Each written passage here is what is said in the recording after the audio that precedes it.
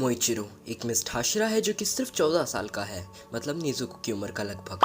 But इसकी as पे तुम बिल्कुल मत जाना, क्योंकि उसने एक अपर मून को अकेले हरा दिया था, जो कि बहुत सारे पावरफुल हाशिरास के लिए भी बहुत ज़्यादा बड़ी बात है। और वो इतना ज़्यादा शक्तिशाली इसलिए भी है क्योंकि वो डिसेंडेंट है कोकोशिबू और योरोइची का, जो कि डीमन स्लेयर वर्ल्ड के स्ट्रॉन्गेस्ट बीइंग में से एक है। योरोइची स्ट्रॉन्गेस्ट डीमन स्लेयर है और सन ब्रीथिंग का इन्वेंटर भी, वाइल कोकोशिबू सबसे स्ट्रॉन्गेस्ट अपर मून है।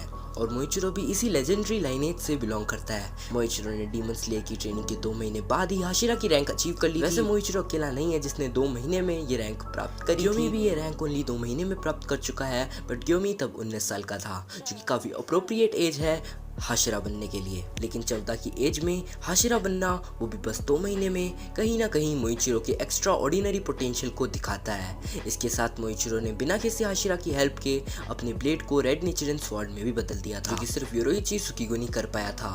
उस ब्लेड में इतनी ज़्यादा पावर थी कि वो लिटरली डीमन की रीजनरेशन एबिलिटी तक को ख़त्म कर सकती थी। मोइचिरो ने अकेले ही अपर रैंक 5 क्योको को हरा दिया था, वो भी बिल्कुल सिंगल हैंडेडली। और भले ही कोकोशिबू के सामने मोइचिरो हेल्पलेस नजर आ रहा था, लेकिन फिर भी कोकोशिबू को हराने में मोइचिरो का बहुत ही ज्यादा बड़ा रोल था। मोइचिरो एक वुडकटर का बेटा और उसकी फैमिली में उसके अलावा उसकी मदर, फादर और उसका एक ट्विन ब्रदर भी था। मोइचिरो की मदर एक डेलिकेंट लेडी थी और उसे अपने दर्द के लिए किसी को परेशान करना अच्छा नहीं लगता था।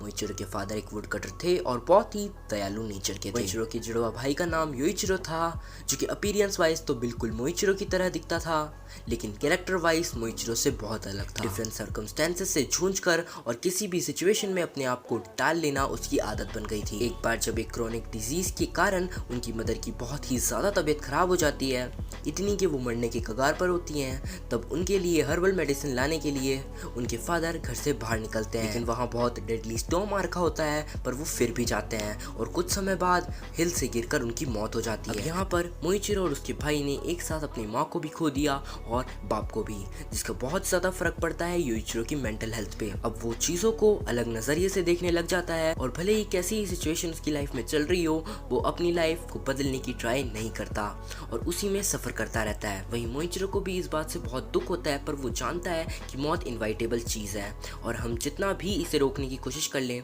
वो जब आना होगा तब आ ही जाएगी। एक दिन ओयाका तसामा की वाइफ अमाने ओयासाकी उनके घर आती है और बातों ही बातों में ये बोलती है कि जैसे कि तुम्हारे एंसेस्टर वॉरियर थे, वैसे ही तुम भी डीमन स्लेयर कॉर्प्स ज्वाइन कर लो। मोइचिरो को तो ये आइडिया बहुत अच्छा लगता है, पर योइचिरो इस बात पर अग्री नहीं करता। मोइचिरो से बहुत समझाता है, पर आखिर में योइचिरो फ्रस्ट्रेट हो जाता है और कहता है कि माँ भी हमें छोड़कर चली गई और पापा भी, और हम सिर्फ 11 साल के बच्चे हैं, आगे चल के हमें सिर्फ दुख ही मिलने वाला है। तो जैसी लाइफ चल रही है उसे वैसे ही चलने दो। इस दुनिया में जिसने भी कहा है कि अगर किसी की हेल्प करोगे तो फल तुम्हें भी मिलेगा, उसने झूठ कहा है, क्योंकि फल तो कभी मिलता ही नहीं। माँ ने अपनी बीमारी के बारे में नहीं बताया और काम करती रही, जिससे वह मर गई। पापा भी ये जानते थे कि माँ नहीं बचेगी, फिर भी बाहर गए उनके लिए दवाई लाने, जो कि बिल्कुल ही नॉनसेंस बात थी। अगर पापा भावनाओं में नहीं बहते तो एटलीस्ट हमारे पास पापा तो होते। इसलिए हमेशा ये ज़रूरी नहीं है कि हेल्प करने से बदले में हमारी भी हेल्प हो। मोइचिरो इस बात से बहुत गुस्सा हो जाता है और कहता है कि पापा नॉनसेंस नहीं थे और ज़रूरी नहीं कि हेल्प तभी करी जाए जब तुम्हें उसके रिटर्न में कुछ मिले। हम लिविंग बींग्स हैं और हम जाने ही इसलिए जाते हैं क्योंकि हम एक दूसरे को समझ सकते हैं, फील कर सकते हैं, एक दूसरों की प्रॉब्लम, सिचुएशन, सॉल्यूशन को जान सकते हैं। बट ये सब सुनकर भी योइचिरो नहीं मानता और दोनों भाई एक दूसरे से बात करना बंद कर देते हैं। अब जब ओयासाकी अगली बार वापस आती है तब योइचिरो उस पर पानी फेंक देता है, जिससे मोइचिरो और योइचिरो की लड़ाई हो जाती है।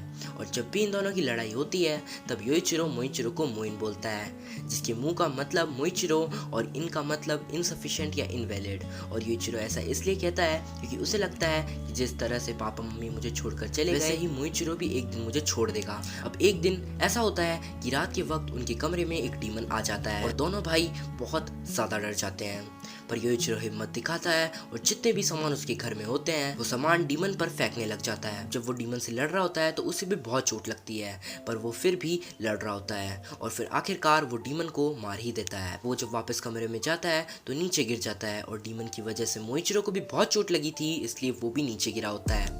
और दोनों भाई ऐसी हालत में एक दूसरे से बात करते हैं और योइचिरो मोइचिरो को मोइन बोलता है, पर इस बार मु मतलब मोइचिरो और इन मतलब इन्फिनिटी। और योइचिरो बोलता है, if you ever do something to help others you can bring out infinite strength, you are chosen one Moichiro. थोड़ी देर बाद वहाँ ओयासाकी आ जाती है और योइचिरो तो मर चुका था पर वो मोइचिरो को बचा लेती है, डीमन स्लेयर कॉर्प्स में ज्वाइन करा देती है। मोइचिरो और योइचिरो के थॉट्स बहुत अलग थे जो कि तुमने देखा, पर वो एक चीज जिसकी वजह से इनके थॉट्स अलग थे वो थी होप। योइचिरो होप खो चुका था अपनी लाइफ में, वही मोइचिरो के पास एक होप थी कि भले ही मैं खुश नहीं हूँ पर डीमन स्लेयर बन के मैं दूसरों को खुश करूंगा। अपनी लाइफ में इतना कुछ देखने की वजह से वो इतना ज्यादा मैच्योर और इतना ज्यादा पावरफुल है। मोइचिरो एक ऐसा कैरेक्टर है जो कि अपने लिए नहीं बल्कि दूसरों के लिए जीता है। इतनी छोटी सी एज में उसकी इमेच्योरिटी, उसका अनमैच्ड पोटेंशियल और उसका सॉफ्ट हार्टेड नेचर उसे one of the best character बनाता है डीमन स्लेयर सीरीज का। तो अगर तुम्हें ये वीडियो पसंद आई है तो नीचे जो लाइक का बटन है उसे टैप कर दो और सब्सक्राइब कर दो अगर नए हो इस चैनल पे। तो मिलता हूँ नेक्स्ट वीडियो में, तब तक के लिए बाय बाय।